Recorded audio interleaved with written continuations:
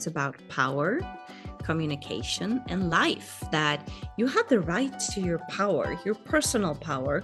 And you also have a responsibility in how we act and interact with each other. Sometimes we have a role that demands that we step up, and sometimes, it's to sit back and listen.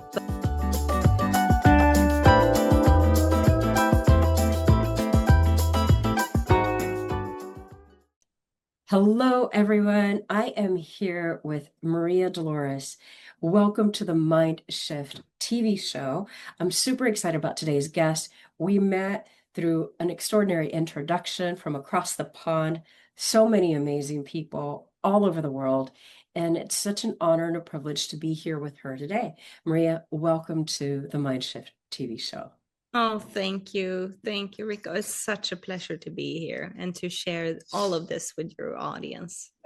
Thank you so much. Well, let's get started because you have an extraordinary journey that you've been on, and what you believe and what we stand for, we both align with. So give us a quick background so the audience gets to know who you are and what you're passionate about. Yeah. So, yes, my name is Maria Dolores. I'm from Sweden. Born and raised in Sweden, my background is with human resources and leadership, which I worked with for 25 years. But then I've also helped my friend in her funeral business. So I've worked, during the pandemic, I helped my friend. And so I've been casketing 3,000 people. Wow. And I've been working with and been representing on over 1,400 funerals. So I've seen Christian, Muslim, Buddhist, Hindu, Sikh, and also secular ceremonies. So as we talk about our rights and responsibilities, that's where I'm coming from. It's about dignity, and it's about equal human worth. That no matter age, no matter background, no matter the color of our skin, we have equal human worth, the inherent human value. So 10 years ago, I wrote this book, A State of Grace, Human Rights and Human Obligations, which was the sprout of the movement I'm now creating. And 2022, I was the keynote speaker at the World Peace Conference. And the year after, I received the Ambassador for World Peace Award. And then I'm here right now in sunny California. Beautiful California. Yeah, sunny California. And just a week ago, I received an honorary doctor in Congratulations. humane letters. Yeah, thank you. So what I talk about is the human constitution, that we are born with rights and that we all mature with our responsibility. So that's really my passion and in the service of humanity. I love that because, as you said, it's for all of humanity and what that looks like to have that human constitution, to know that we all, because we're worthy, we're alive, we're human beings, and we share one race into that. Tell me, what has been the most important part of your work throughout your career? How do you mean? What is the most important work? Well, what's the most important part of your work throughout that makes your heart sing about your work? It's really that's a good question. I haven't had that before. I think it's the human constitution is based on United Nations Declaration of the Universal Human Rights. But with the rights, we should also have responsibilities, matching that.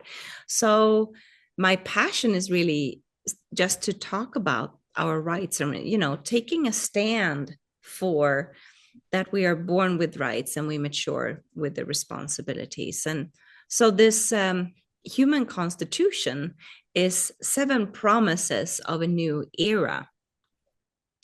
And so these 7 promises, the first 3 is personal. It's about your body. You have the right to your body, and you have a responsibility for your body. As we mature, the infant is born with the rights. And then as we mature, we also need to mature with our responsibility to care for our body. So, body, emotion, and thought. So, it's about our physical and mental health.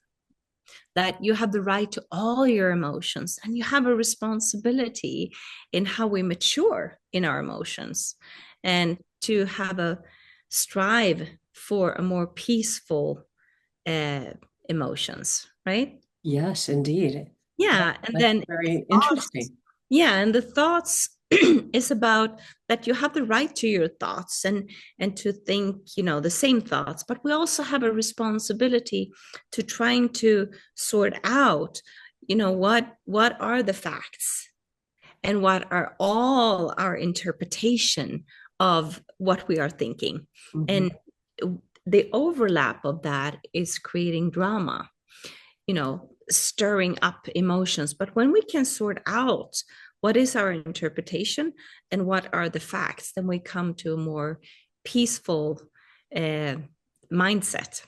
I love that. Thank you. So that's the first three: body, emotion, and thought, our personal rights and responsibilities towards ourselves. And then the coming three is about our relationships. It's about power, communication, and life. That you have the right to your power, your personal power. And you also have a responsibility in how we act and interact with each other. Sometimes we have a role that demands that we step up, and sometimes, it's to sit back and listen, but it's also a dynamic in that. So power, communication is freedom of speech and freedom of creativity, but also responsibility in what we say, a responsibility in what we create. And with that responsibility is to mature in our listening towards each Mm. other. So, body, emotion, thought, and then power, communication, and life is the sixth out of the seven. And you have the right to your life. You have the right to live with whomever, wherever, and however you like, but not at the cost of any other. So to respect others' way of life, but also other life forms. I'm pointing here to, if you can see, to the ocean, and how we have 70% of this planet is covered with water, and we have a responsibility to respect other life forms, the life in the sea and the life on land, and to respect others' way of life, which then ties to the seventh principle about our collective rights and responsibilities as a species.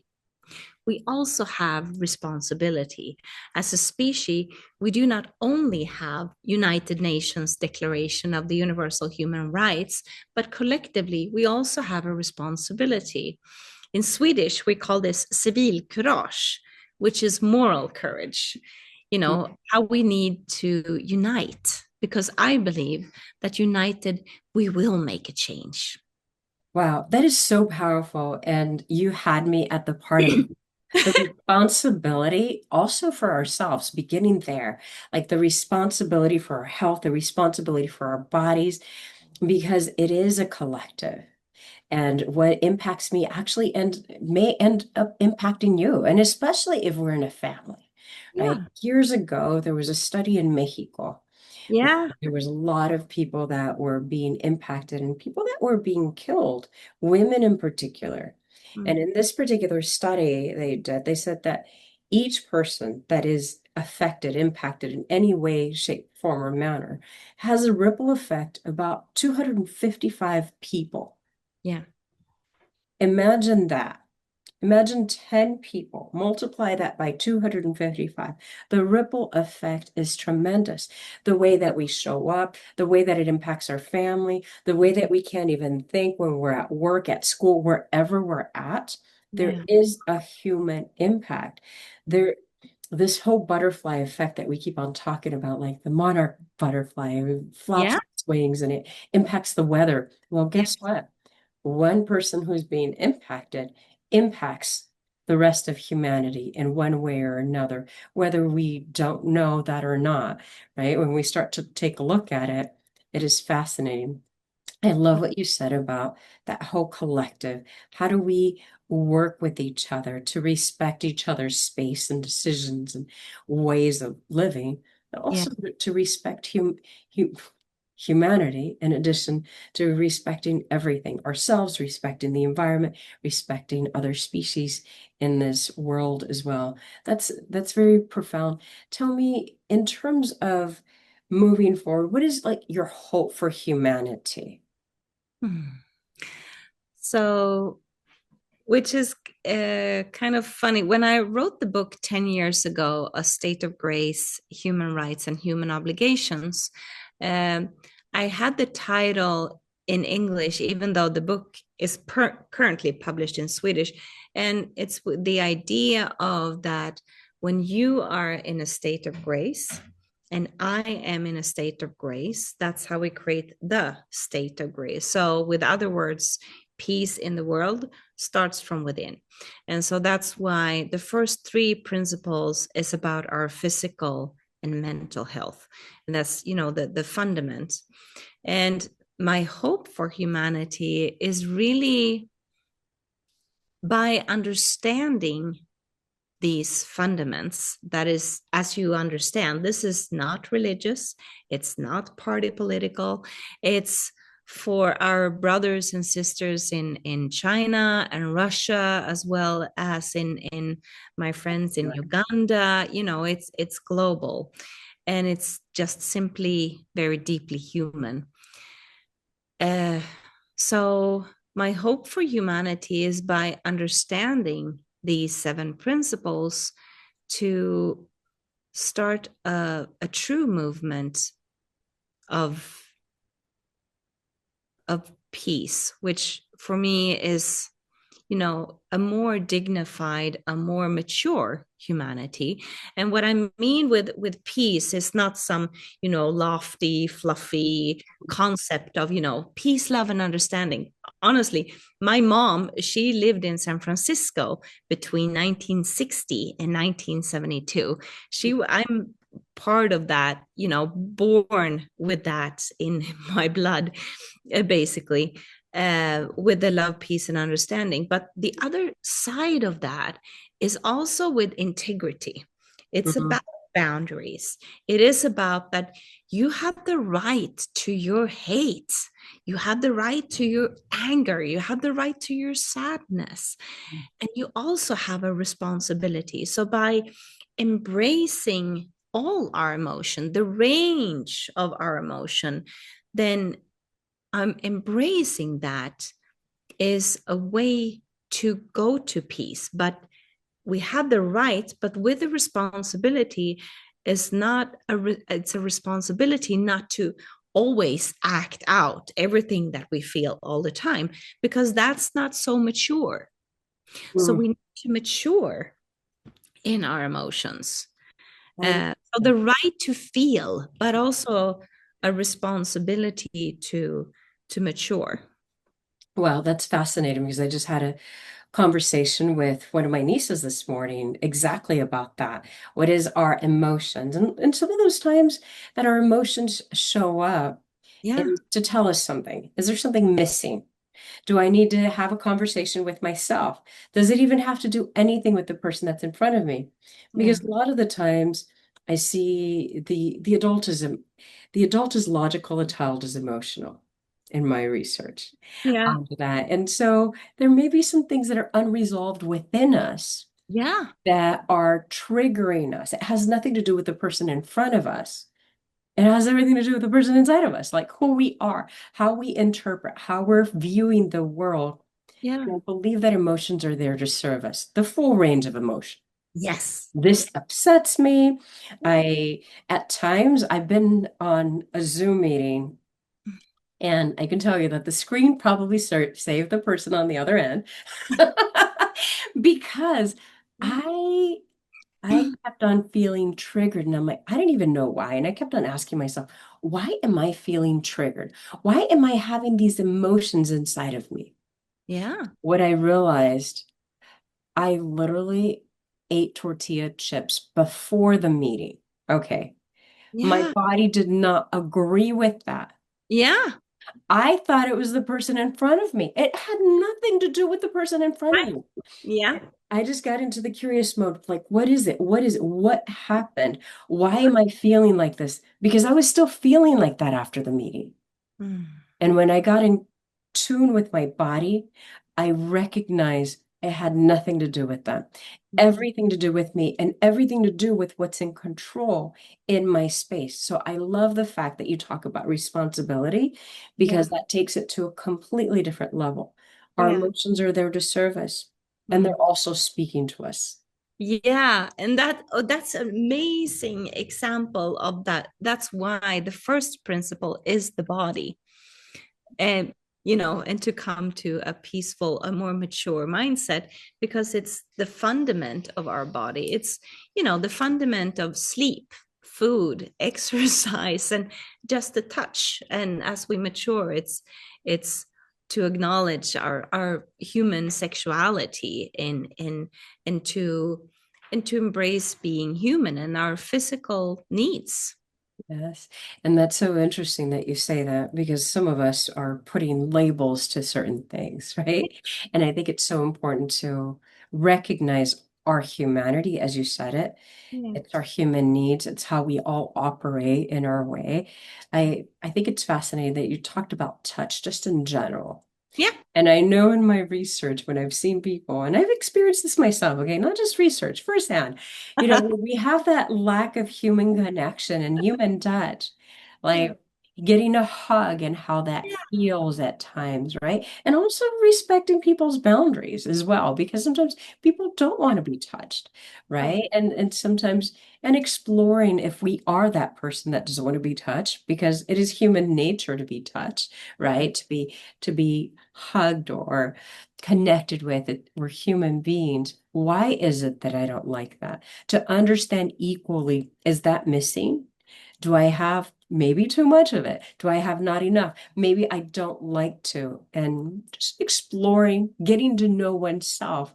I yeah. feel that that's the part of responsibility for ourselves and humanity Yeah. within. And also with the recognition that, we have equal human worth, but it doesn't mean that we're all equal, we're all the same, because we're born in different physical, chemical constitution. Some people really have a high need for touch. And like some of my friends who are more like autistic, it's difficult for Mhm, them. mhm, mhm. And it's just that we are different, but we still have the same human worth. Yeah. uh, yeah. So and which is also interesting when it comes to the fourth principle about power, about boundaries that we're talking about, and how it's just, and this is really one of the tricky ones, being a human, and that we have, some people are born, and we could say that they're more like self-absorbed, or they're like, they have a very huge, uh, I call it like integrity bubble around them.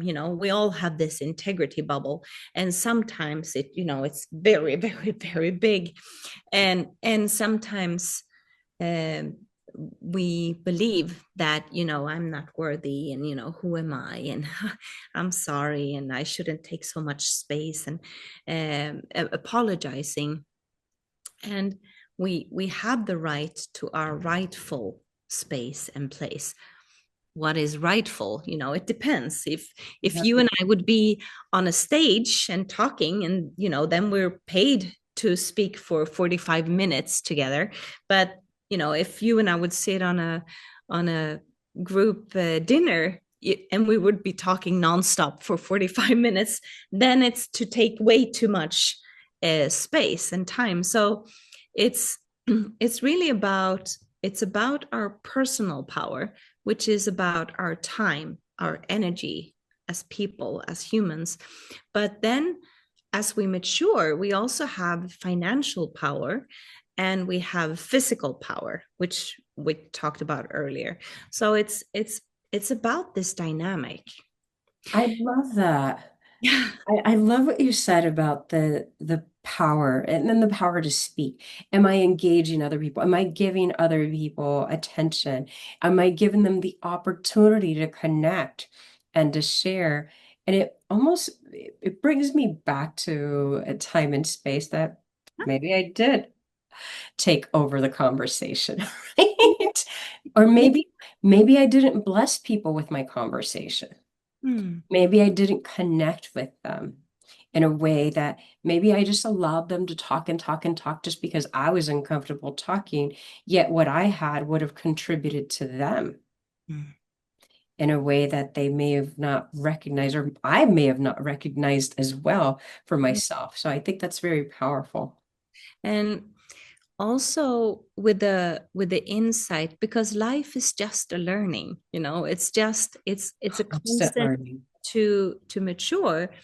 And so whenever we do take too much space or we make ourselves small, it's in that learning, and where I call it istima.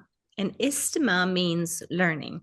It's if we talk more spiritual, it's when we go from one level of consciousness and we shift.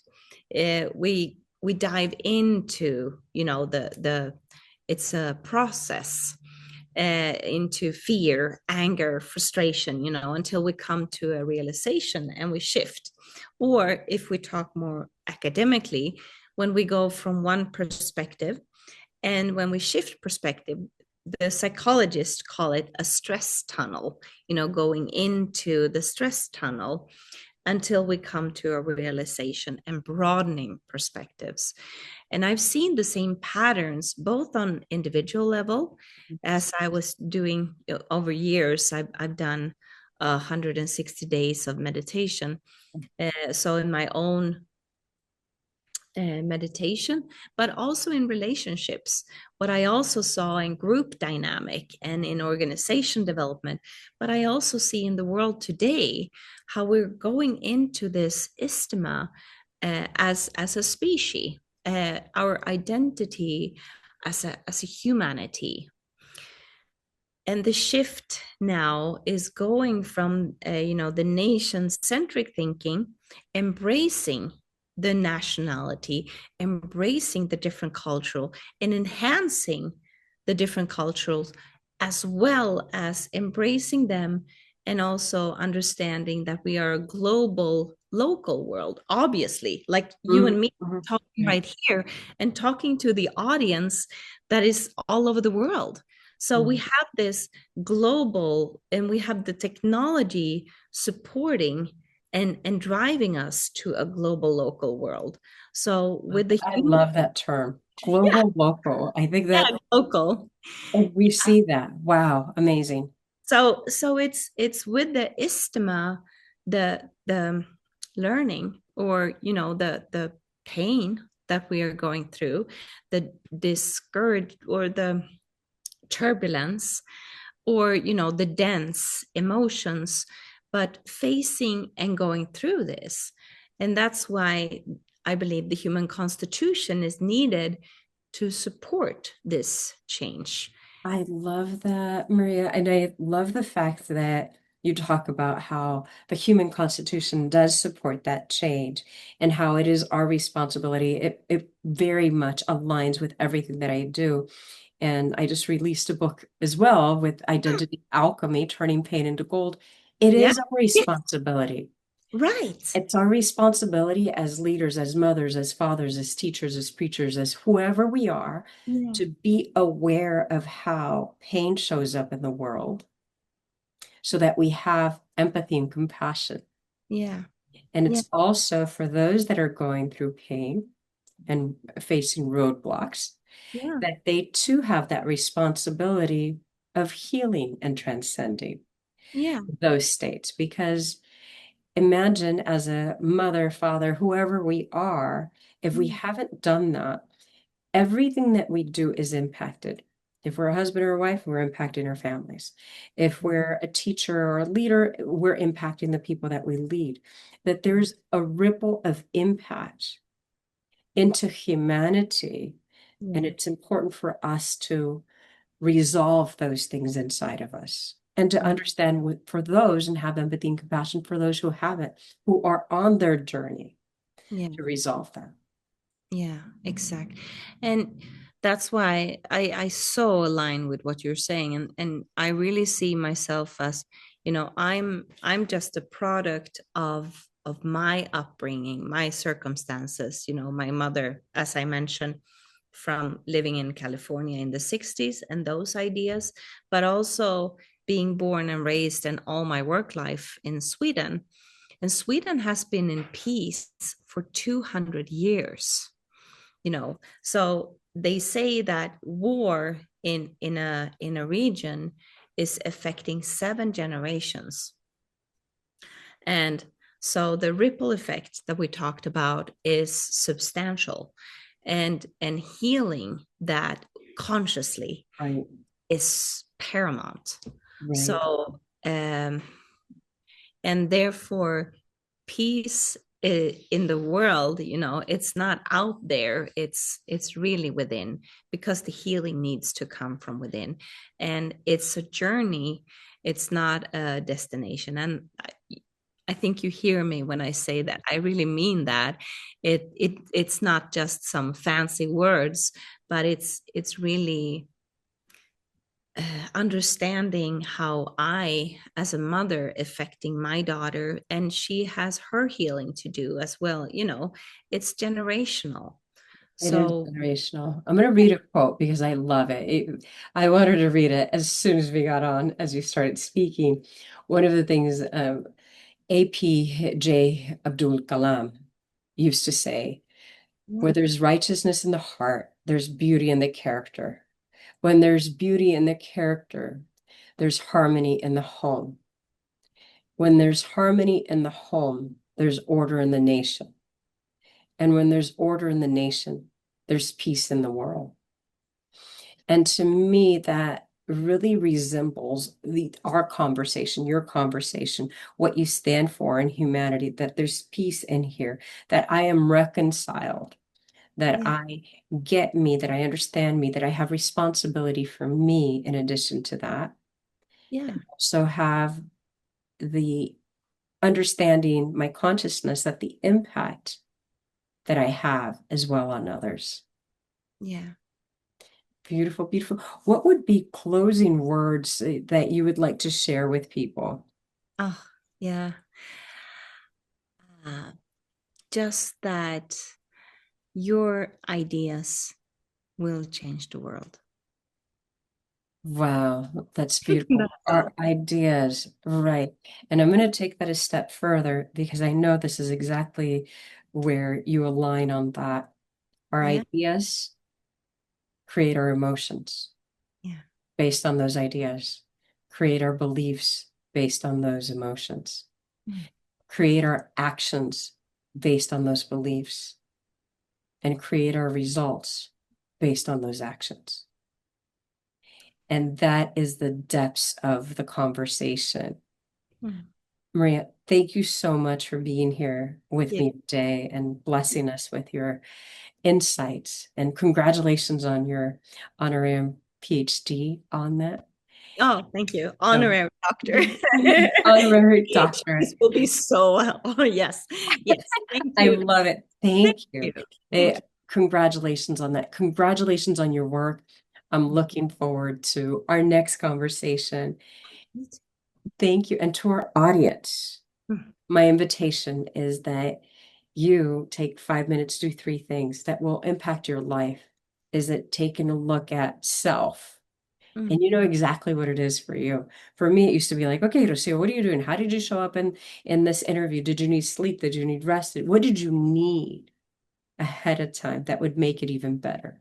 And I believe that each of us already knows what's important for us to do. So take action. Continue to create your version of a happy, healthy, and wealthy life. And until the next time, be happy.